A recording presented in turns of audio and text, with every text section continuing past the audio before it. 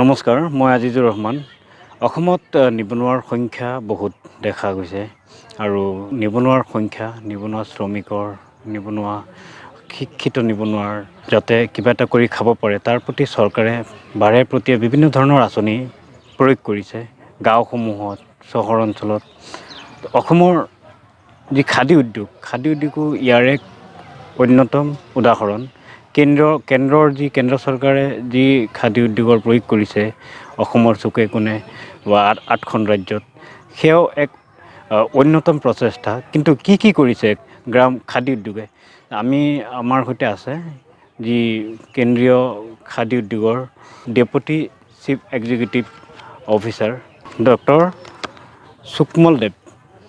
ডাঙৰীয়া। আমি তেখেতৰ সৈতে কথা পাতিম। সৌভাগ্য, তেওঁ দীৰ্ঘদিন ধৰি অসমত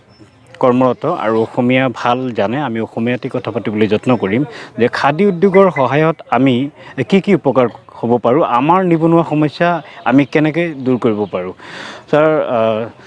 নমস্কাৰ জনাইছোঁ লাইভলৈ আপোনাক। নমস্কাৰ। আৰু আজি আমাৰ অসমবাসীক আপুনি জনাব প্ৰকৃততে খাদী উদ্যোগত কি পোৱা যায়, কেনেদৰে স্বাৱলম্বিত হ'ব পাৰে এজন নিবনুৱা যুৱকে। আজি নয়া বছৰ 2020 অসমবাসী আৰু নৰ্থ ইষ্টৰ গোটেই আমাৰ মৰমৰ মানুহখিনিৰ কাৰণে মোৰ শুভেচ্ছা থাকিলে। আমি Khadi Gramodyog Ayog, Khadi and village industries commission, যিখন ministry of micro' small and medium enterprises government of ইণ্ডিয়াৰ এখন যথেষ্ট গুৰুত্বপূৰ্ণ অৰ্গেনাইজেশ্যন, সংস্থা, আৰু এইখন গোটেই দেশৰ লগতে অসম আৰু নৰ্থ ইষ্টৰ প্ৰত্যেকটা ষ্টেটত অবিৰত কাম কৰি আছে। আমাৰ নিবনুৱা শিক্ষিত যুৱক যুৱতী, আমাৰ নিবনুৱা মজদুৰ, আমাৰ গাঁৱৰ মহিলাবিলাক, তেওঁলোকৰ কেনেকুৱা আমি তেওঁলোকৰ যি নিবনুৱা উন্নতি আমি অসমলৈ আৰু গোটেই নৰ্থ ইষ্টলৈ আনিব পাৰে, তাৰ কাৰণে আমি নিৰন্তৰ চেষ্টা কৰি আছোঁ। ছাৰ, কিন্তু এটা কথা ইয়াতে আপোনাৰ যে অসমত যে খাদী উদ্যোগটো কি, আচলতে গাঁৱে ভূঞে হয়তো পৰিচিত নহয়।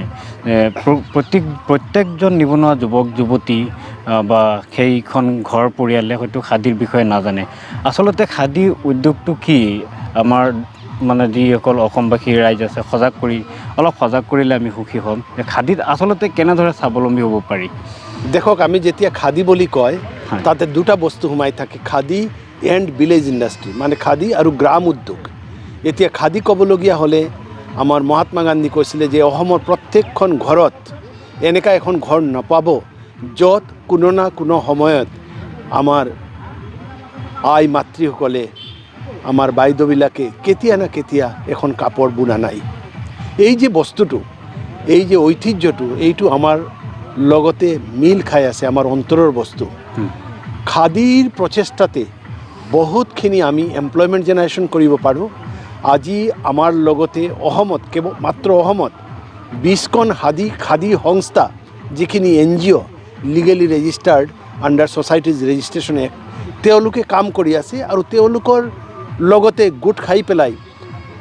100, 200, ক'তবা 5000, ক'তবা 1000 আমাৰ গাঁৱৰ বিশেষকৈ মহিলাবিলাকে কাম কৰি আছে। তেওঁলোকে সূতা কাটি আছে, কাপোৰ বনাই আছে, আৰু এইটো বিশেষভাৱে মাৰ্কেটত তাৰ ডিমাণ্ড আছে। আৰু মই যিখিনি অসমত মই পাইছোঁ যে এইবিলাক কাপোৰ বনোৱাৰ পাছত মাৰ্কেটিং বা বেচাৰ কাৰণে কোনো সমস্যাই নাই, যিমানখিনি দৰকাৰ তাৰ পৰা কমে বনাই আছে।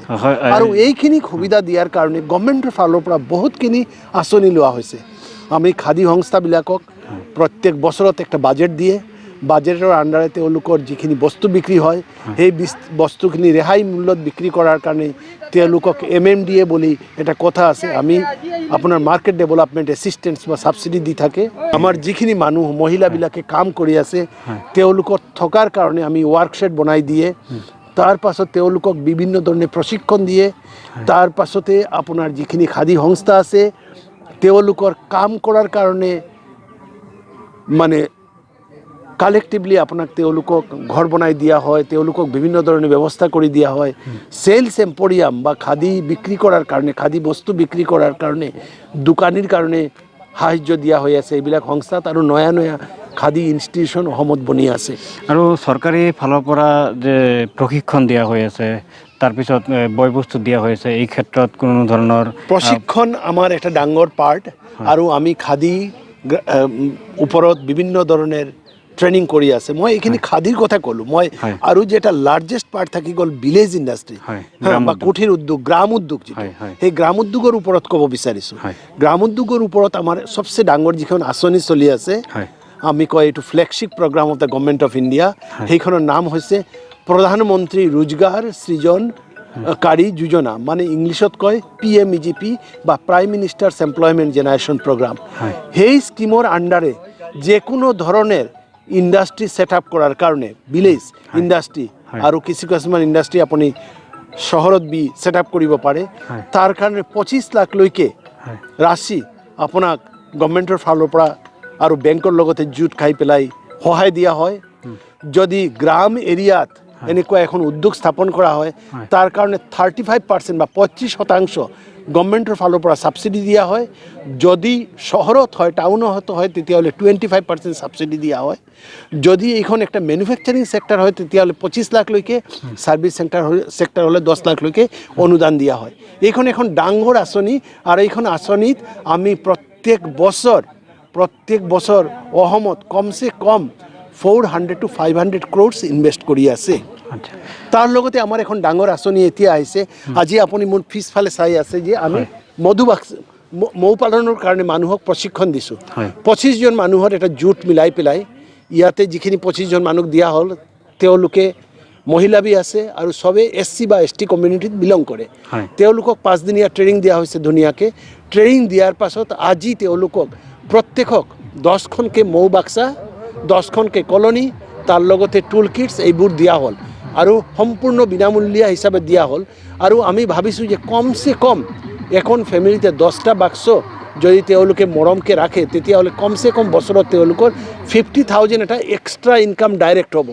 তাৰ বাহিৰত খেতিৰ তেওঁলোকৰ উন্নতি হ'ব সেই হিচাপে তেওঁলোকৰ উৎপাদনটো বাঢ়িব ইনকামটো বাঢ়িব আৰু বিভিন্ন ধৰণৰ আছে আৰু বিকিপিং আপুনি জানে মৌ পালন কৰিলে পৰিৱেশখন আমাৰ আৰু ধুনীয়া হয় আৰু ভাল হয় আৰু শক্তিশালী হয় এইটো প্ৰগ্ৰাম আমি কৰি আছোঁ তাৰ বাহিৰত আমি অসমত আৰু নৰ্থ ইষ্টৰ ঠাইয়ে যিখিনি আমাৰ মৃৎশিল্পী আছে তাৰমানে যিখিনি মাটিৰ কাম কৰে কুমাৰ সম্প্ৰদায়ৰ মানুহ তেওঁলোকক আৰু তাতে মই চাইছোঁ মহিলা বেছি আছে তেওঁলোকক আমি 10 দিনীয়া এটা ট্ৰেইনিং দিছোঁ অতনি মই বৰপেটাত এই 3 দিন আগতে ডিষ্ট্ৰিবিউশ্যন কৰি আহিলোঁ 20 জনৰ এটা গোট মিলাই পেলাই তেওঁলোকক 10 দিনীয়া ট্ৰেইনিং দিয়া হয় আৰু ট্ৰেইনিং কমপ্লিট হোৱাৰ পাছত ইলেক্ট্ৰিকেলি চলোৱা বৈদ্যুতিকভাৱে চলোৱা আপোনাৰ চাকি দিয়া হয় যিখন চাকিতে তেওঁলোকে ইলেক্ট্ৰিক পটাৰ বুলি আমি কওঁ এই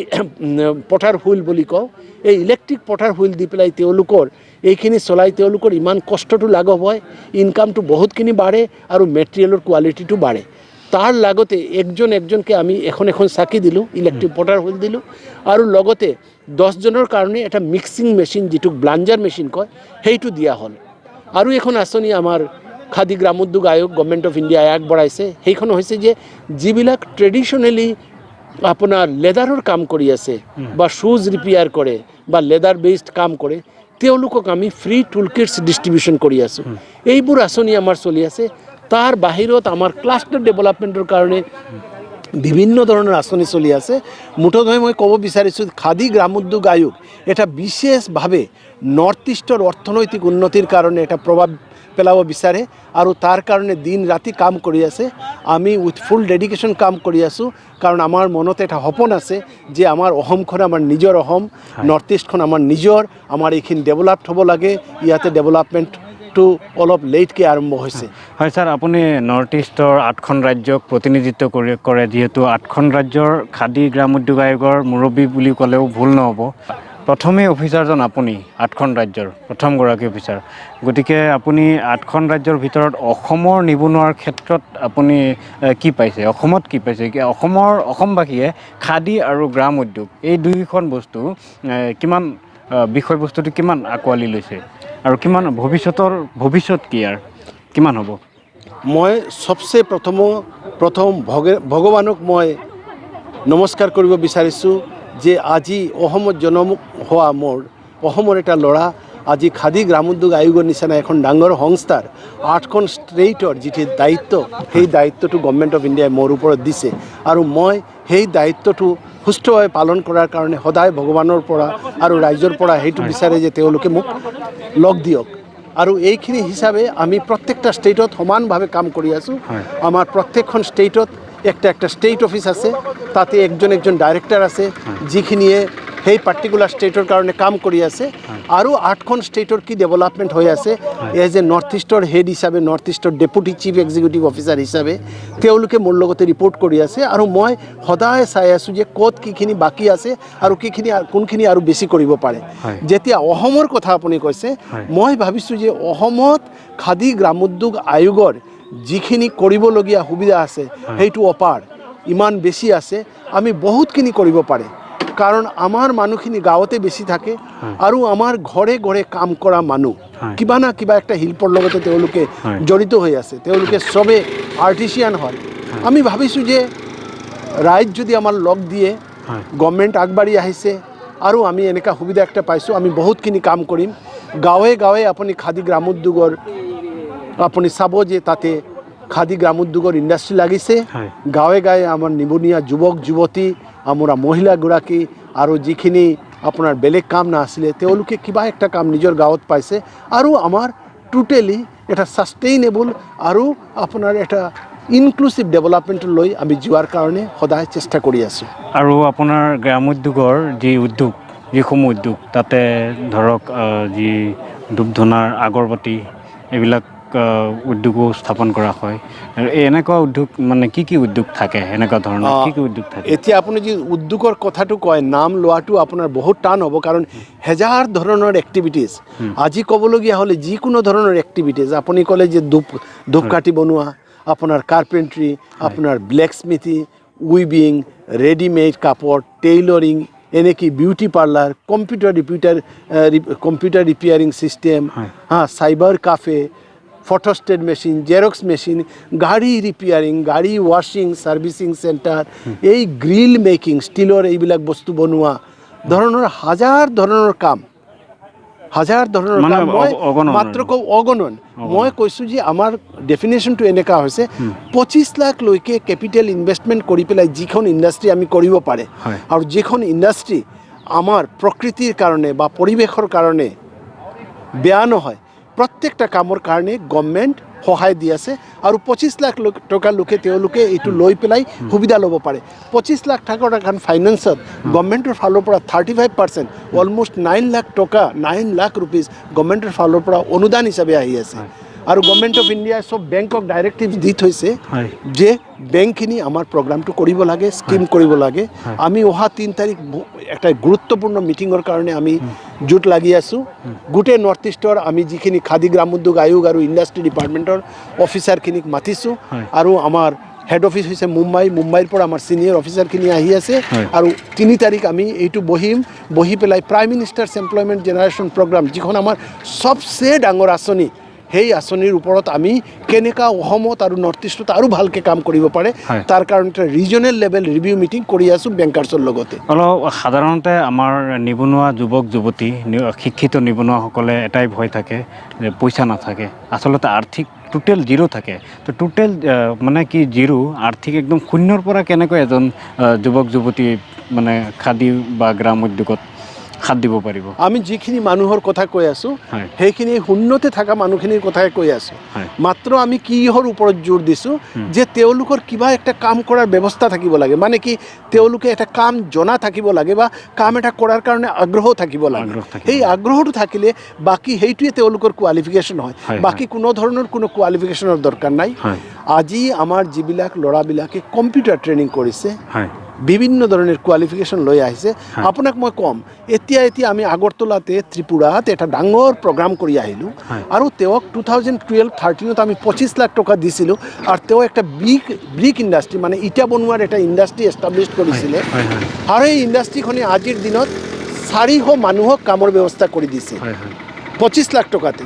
এইখিনি চাই পেলাই খাদী গ্ৰামোদ্যোগ আয়োগ আৰু বেংকে তেওঁক আকৌ 1 crore ফাইনেন্স কৰিলে যোৱা বছৰ আৰু এতিয়া তেওঁ কৈছে 800 মান এমপ্লয়মেণ্ট ক্ৰিয়েট কৰিব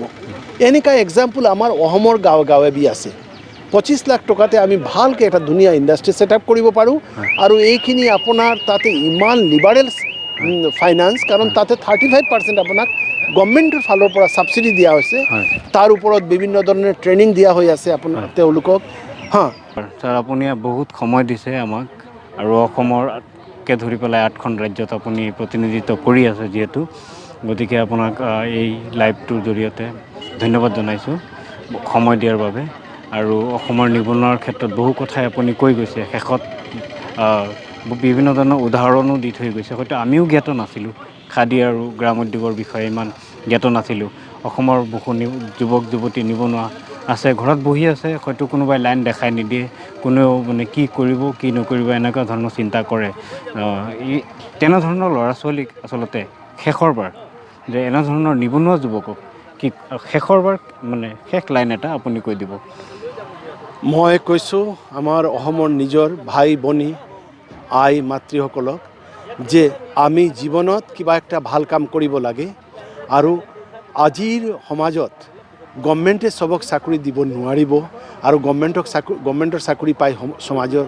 সমস্যাবি সমাধান নহ'ব আপুনি নিজে আগ্ৰহী হৈ আগবাঢ়ি আহক আপুনি নিজে এখন উদ্যমী হওক আপুনি উদ্যমী হ'লে আপোনাৰ জৰিয়তে আৰু 5জন 10জন মানুহে কাম পাব খাদী গ্ৰাম উদ্যোগ আয়োগৰ লগতে বিভিন্ন ধৰণৰ স্কিম আছে যিখিনি আপোনাৰ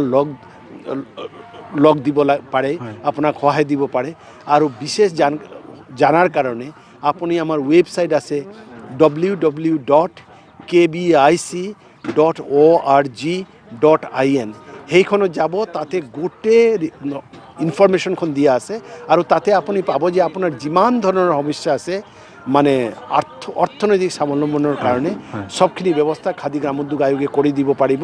আমাৰ লগতে 42 ট্ৰেইনিং ইনষ্টিটিউট আছে অল ওভাৰ ইণ্ডিয়া য'তে বিভিন্ন ধৰণৰ প্ৰাথমিক আৰু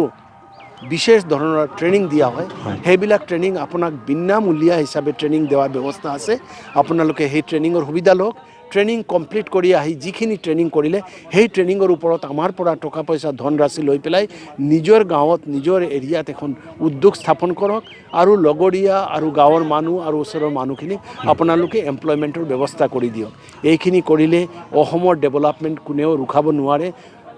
অসম গোটেই অসম নহয় গোটেই নৰ্থ ইষ্ট আগবাঢ়িব আৰু আমি নিজে এটা গৰ্ব ফিল কৰিম যে আমি নৰ্থ ইষ্টৰ মানুহ হয় এইখিনি মই ক'ব বিচাৰিছোঁ হয় ধন্যবাদ থাকিল আপুনি বহু কথাই কৈ গ'লে শেষত আপুনি পূৰা ক্লিয়াৰলি আপুনি কৈ গৈছে যে খাদী আৰু গ্ৰাম উদ্যোগত কি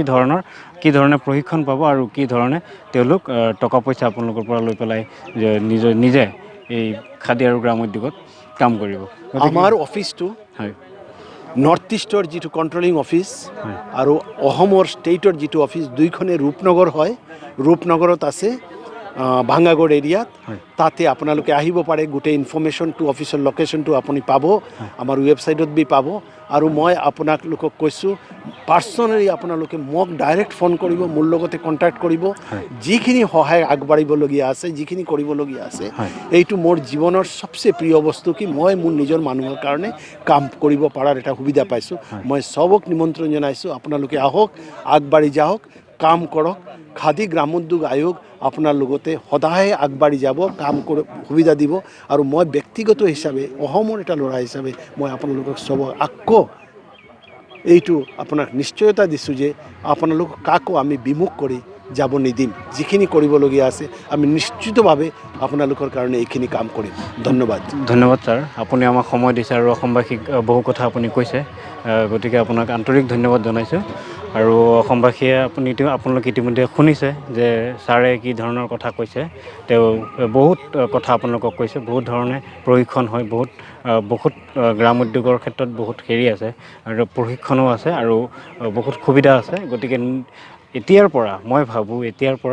শিক্ষিত নিবনুৱা যুৱক যুৱতী শিক্ষিত নিবনুৱা ভয় কৰিব নালাগে ঘৰত কোনোবাই কৰ্মহীন হৈ বহি আছে তেওঁ ভয় নকৰিব আহক আৰু